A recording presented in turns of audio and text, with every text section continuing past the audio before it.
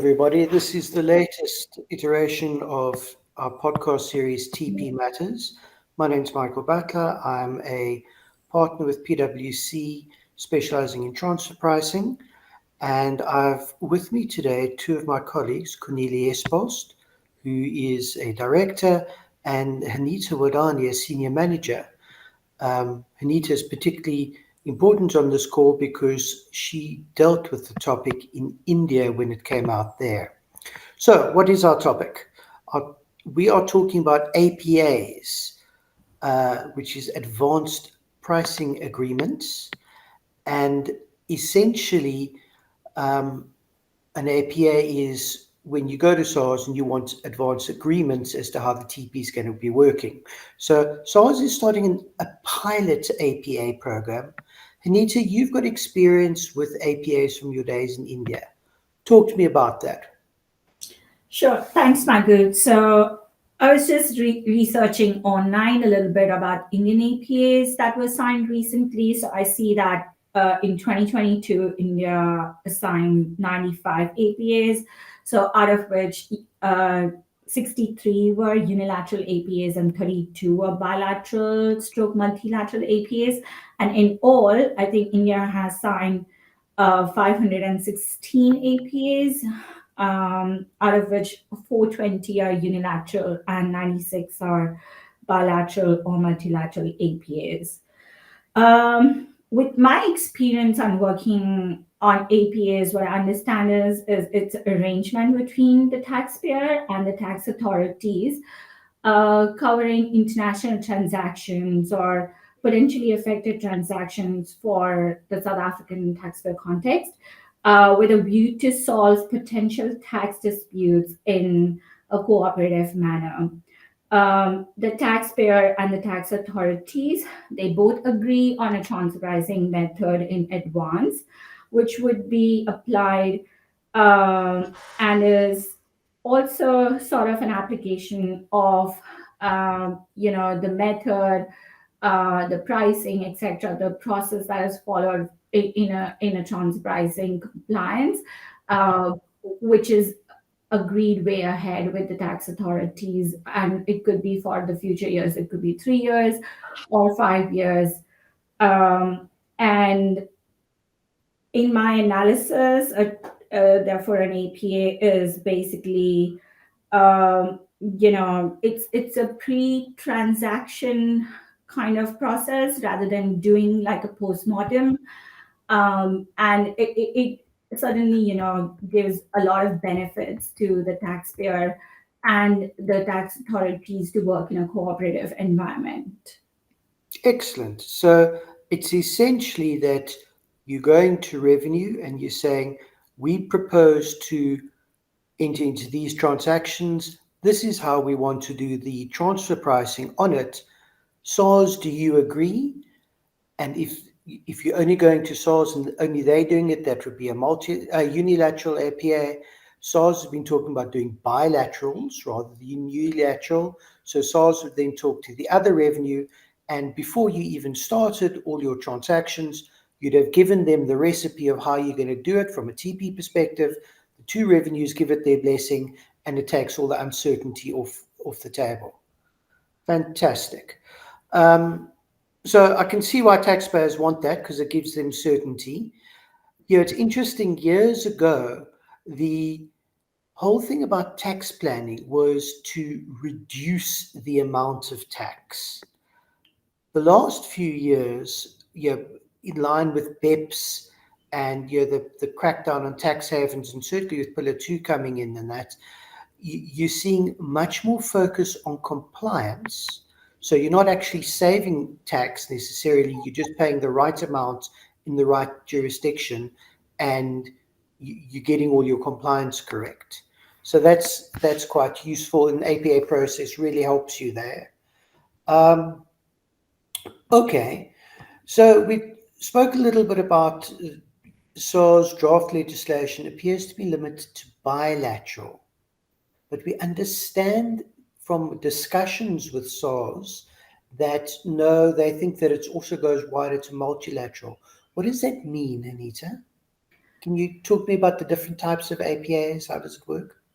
Yeah, so there are essentially three types of APAs. The first one is the unilateral APA, where the taxpayer of that country agrees with the tax authority of the same country on the pricing of the transaction and the taxes that needs to be paid for the transaction. Uh, but just to make it a little bit more complex, and on the basis that transfer pricing is a two-way street. You're doing transactions with group entities, and the group entity is also paying taxes in their respective countries. So there's another level which covers bilateral APAs and multilateral APAs, which is either involving two countries, and two in multilateral APAs you will have two or more countries. So uh, it's basically a bilateral APA allows you to agree the tax upfront with the other tax authorities as well, which is more beneficial than a unilateral APA, I guess. And I think Kunini will talk a little bit more about that. So, Cornelia, SARS doesn't appear keen on unilateral APAs, which is the simplest. So, I go to SARS and say, SARS, I'm selling widgets to another country. Um, I'm selling them at a cost plus 5%, for example. Are you happy with this? And SARS says yes or no, it should be 6%. And you hammer something out, and SARS then lives with it, and they won't, they'll accept that, they won't backtrack on that. But the other country might not. But if I just get the one country in there, then that's a unilateral APA. Typically, that's the simplest way, and I would have thought it's an easy way to start the process. SARS isn't keen on that. Why would that be? Thanks, Michael. So, based on the discussions with National Treasury and SARS, it appears definitely, as you've indicated, that SARS does not appear to be very keen on multilateral. Now, there appears to be multiple reasons for this. So, one of this is that the SARS is of the view that the other country may not agree with SARS's position. And that at the end of the day, because SARS then issues a position paper that says this is our position on the taxation, the other country then doesn't agree with that, and that in and of itself may lead to a dispute down the line, which then may back itself into a mutual agreement procedure. And I'll talk about MAP versus APA shortly. The other part is obviously in your TP documentation requirements, there's also a requirement to submit copies of any unilateral APAs. So that means that other people could potentially see what is the unilateral APA that's been given in South Africa. Now, coming back to MAPs and APAs and disputes. So APA is an upfront agreeing of how the transaction should be treated from a transfer pricing perspective, where a MAP is something different. In terms of a MAP, you already have the transaction, there's a dispute that arises, and then you enter into the mutual agreement process to essentially obtain relief from double taxation. So the one's very much down the line. But as I say, SARS is worried that if they unilaterally agree something upfront, the other party will not agree with it. That's going to lead to a dispute that is going to lead into a MAP. Now, coming back to unilateral and South Africa, and also quite interesting is the stats that Anita gave in front. As you would see from her stats, the majority of the APAs in India are actually unilateral APAs. Now, a further point on this is that the legislation that's out there at the moment does appear to envisage doing this with treaty partners. But what about other countries, especially, for example, some of the countries in Africa where there is no double tax agreement, or where that country does not have an APA program? Then at least having a unilateral APA in place does at least give you some level of certainty. Because at the end of the day, one of the main points about an APA is all around certainty. Now, another reason that SARS, I suspect, might be hesitant about unilateral is they're obviously finding their feet with this whole process.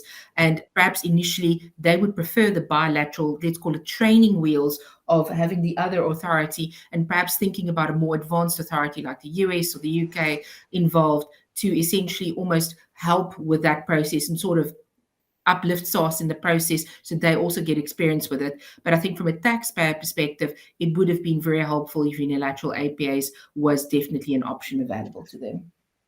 Yeah, particularly when you are dealing with, say, tax havens, which SARS always views with suspicion. So you know they're going to look at that transaction. The tax haven may not have transfer pricing at all. So you just wouldn't need to only get the one side right. But I do take the point that SARS wants to uplift their skills and they can leverage off the experience of the other revenues with that. So that does make sense. My understanding is that SARS has got quite limited capacity. So there aren't that many people at SARS who can do this because this is quite specialized, difficult work, and it will take quite a lot of time to do APAs. So, I mean, thanks very much, SARS, for bringing this in. I think it'll be fantastic. I do think and SARS acknowledges they're going to struggle with capacity in-house. So, given that there are significant benefits from an APA program, when is SARS planning on introducing this pilot program? And do we have any details yet as to who would be able to participate? Cornelia, I don't know if you know any detail about that. Thanks, Michael. So at this stage, the pilot program will only start on a date to be determined by the Minister by notice in the Government Gazette. It's therefore not yet clear when this pilot program will get going. Now, a key missing aspect to start this process is the publication of a public notice which will specify the procedures and guidelines for the implementation and operation of the APA program. At this stage, that practice note or interpretation note has not yet been released. And we also understand that public consultation will be undertaken before this is finalized. It's therefore unclear if this will come in the next few months or not. I think the important point to take out of this is that A, it is definitely on SARS's radar, and we understand that the Commissioner is keen to get this going, is that there is something like this on the radar. And it is important for taxpayers to already become part of this process now to provide input into drafting this practice note to ensure that SARS takes taxpayer feedback into account based on their experience of APA programs in other jurisdictions. So the message therefore for our audience out there is be part of the process to get a system in place which practically works for you as the taxpayers. Due to the limited capacity of SARS, which we have alluded to, it is quite likely that they will limit the access to the program to taxpayers with material complex transactions, and they may also limit the number of applications. So if you have a large complex material transaction, I think it will be very important to get involved as soon as possible so that you're into the door sooner rather than later, especially as we understand that they may only serve taxpayers on a first come, first served basis based on the feedback sessions that we've been attending. Okay, so that's useful to know. So when the thing starts, and you probably should start getting your ducks in a row beforehand, if you are a group that would like to do APAs and you think you're going to qualify, sort of talk to us beforehand because you want to be able to pull the trigger fairly quickly when it does start because there's going to be limited capacity from SARS and they may do first come, first serve. When we had discussions with them, they weren't sure exactly how they're going to do it, but that seemed to be the tenet of the discussions. Right. You mentioned large and complex transactions, Cornelia. Hanita, do we have any guidance on what this would be yet? What does that mean? Everything's complex in TP. Exactly, Michael. So there's no guidance on it yet in the draft legislation as to what is a large or a complex transaction. And I think this will be clarified in the practice note or the public notice, or whichever is issued by SARS on APAs.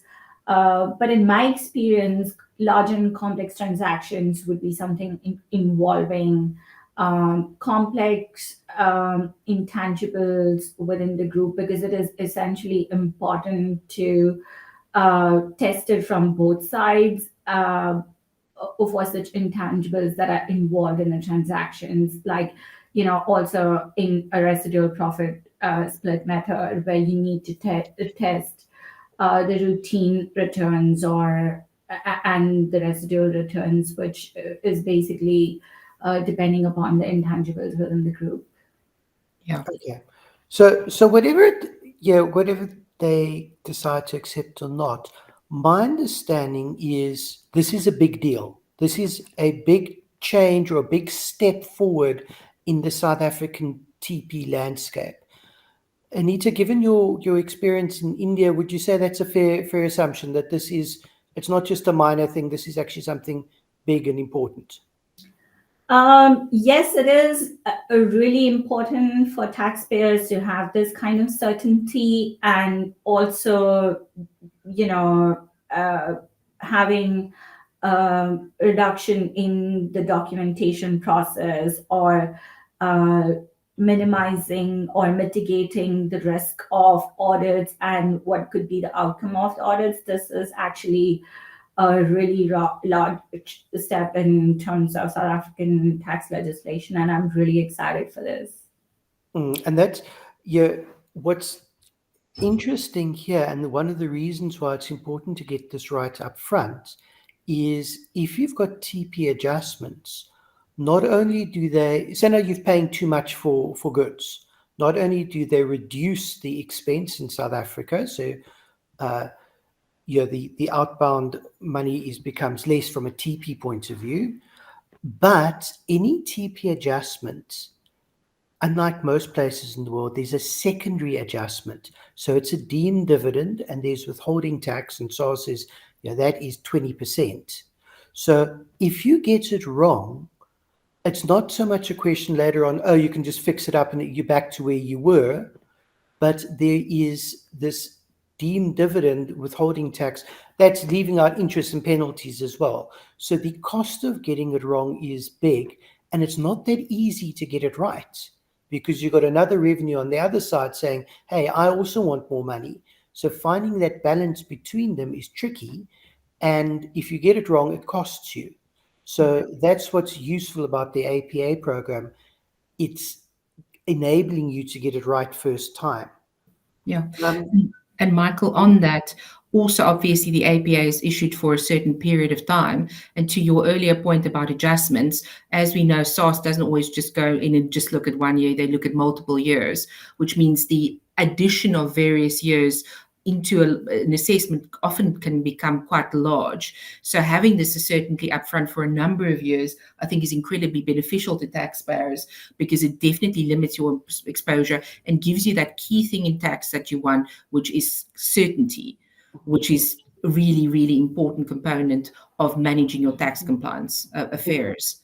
And one of And the uncertainties in that legislation was SARS seemed to say that, yes, it's prospective, but they also seemed to say that there was an element of retrospectivity about it. So you can go in, and it takes a while to do you go through the APA, and they could say that, yes, this ruling can go back 2 years because you haven't done your tax returns yet or whatever. Um, and it would also go forward. That, when we questioned SARS, that wasn't terribly clear how that's going to work, and they're going to come back with further clarity on it. So this is the whole thing's a bit of a moving target. SARS is trying to smooth a bit here, angle it a bit there, and get it working. But it's all going in the direction of something happening, which is fantastic. So SARS discussed this draft proposed process in the legislation. Talk to us a little bit about, and just give a flavor, don't kill us with detail, but what will the process entail? Obviously, SARS is still working on the legislation. Yeah. My perhaps cynical observation was that some of their timelines appear to be rather optimistic. In real life, things don't go so quickly, but talk to me. Yeah. So, Michael, the way I see in the legislation, the draft legislation, it is somewhat aligned to international practices. Like, we all have pre-consultation meetings, and then there's an application process, there's a negotiation that goes on, there's a position paper that both bodies agree to, and then there's an outcome of the APA. Basically, you need to sign um, the APA and agree to the terms and conditions. And then obviously there's also monitoring of the APA audit, etc.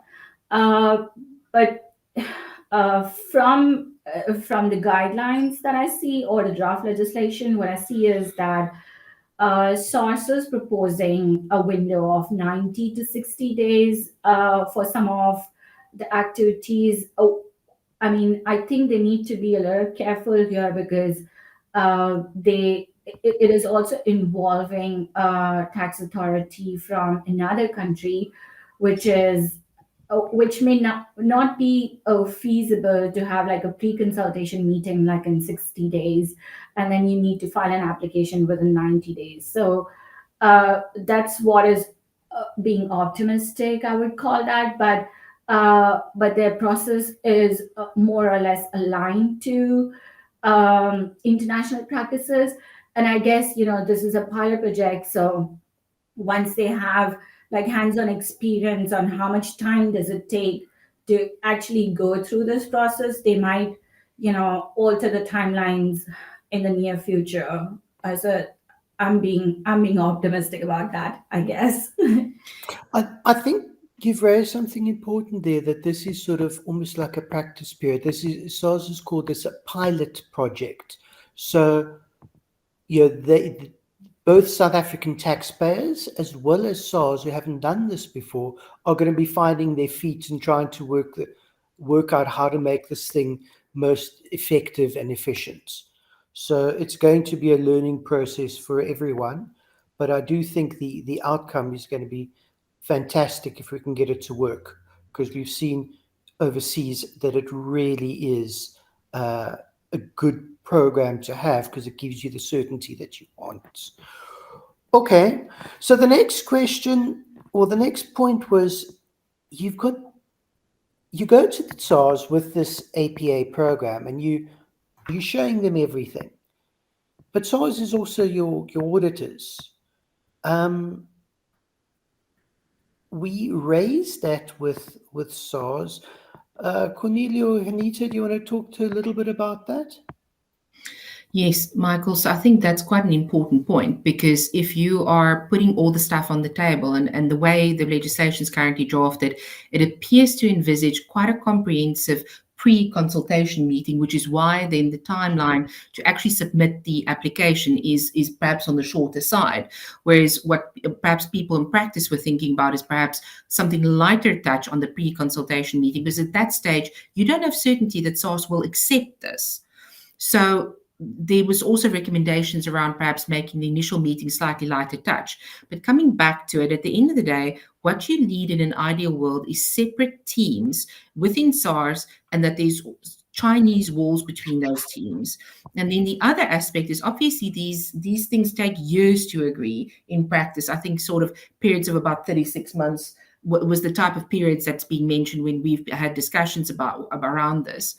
Now, one of the things that has been sort of spoken about is also, well, what if you submit your APA, but in the interim you need to start with those transactions, you need to start with the business, but the APA is not finalized.